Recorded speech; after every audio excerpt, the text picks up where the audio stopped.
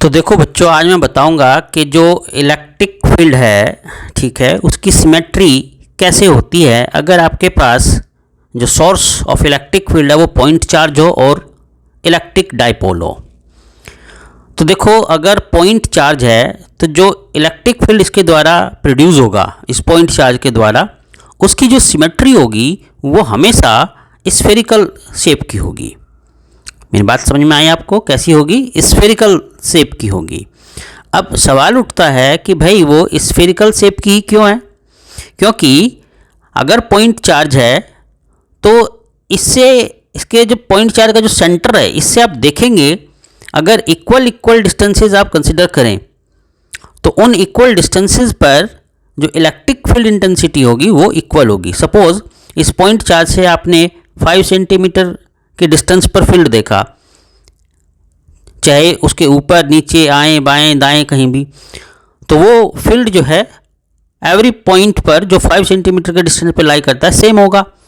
क्योंकि आप जानते हो कि जो इलेक्ट्रिक फील्ड है वो चार्ज पे डिपेंड कर रहा है और यहाँ पर डिस्टेंस पे डिपेंड कर रहा है। डिस्टेंस भी सेम और चार्ज भी सेम, मीडियम भी सेम, तो इसलिए जो इस सिमेट्री बनेगी वो कैसी बनेगी? स्फेरिकल।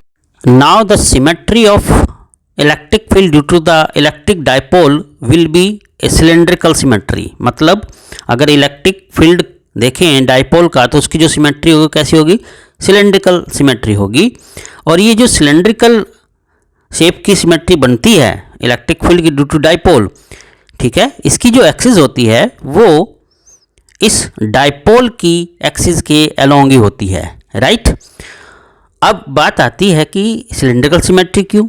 क्योंकि जो डाइपोल की एक्सिस है उससे अगर आप देखेंगे जो ये सिलेंडर बना है इलेक्ट्रिक फील्ड को रिप्रेजेंट करने के लिए, उसके हर पॉइंट पर, ठीक है, डाइपोल से इक्वल डिस्टेंसेस पर अगर कंसिडर करेंगे आप पॉइंट्स, तो उन सब पॉइंट्स पर जो एक्सिस से इक्वल डिस्टेंसेस पर है इलेक्ट्रिक फील्ड की वैल्यू इक्वल होती है। तो इसीलिए डाइपोल से जो इलेक्ट्रिक फील्ड बनेगा उसकी सिमेट्री कैसी हुई? सिलेंड्रिकल हुई। और जो पॉइंट चार्ज से बनेगा उसकी सिमेट्री कैसी हुई? स्फेरिकल हुई। तो आई होप कि आपको अच्छे से समझ में आ गया होगा। फिर भी कोई डाउट हो तो मेरे को कमेंट करके ज़रूर बताना आप लोग, और चैनल को सब्सक्राइब करना, लाइक करना। आपका दिन शुभ हो।